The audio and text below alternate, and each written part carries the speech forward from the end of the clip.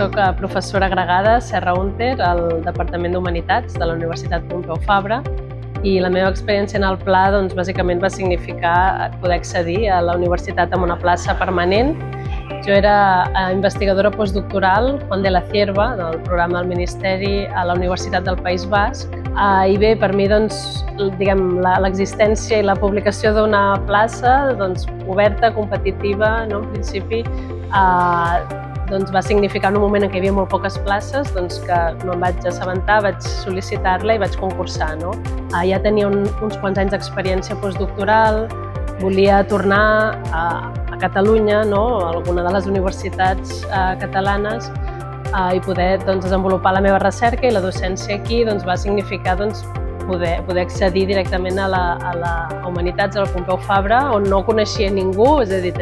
coneixia alguns professors, però no hi havia treballat abans. Això va ser el 2019, el 2020 em vaig incorporar i des d'aleshores, aquests 4 anys, he estat desenvolupant la meva tasca docent i de recerca i també de gestió al Departament d'Humanitats de la UPF.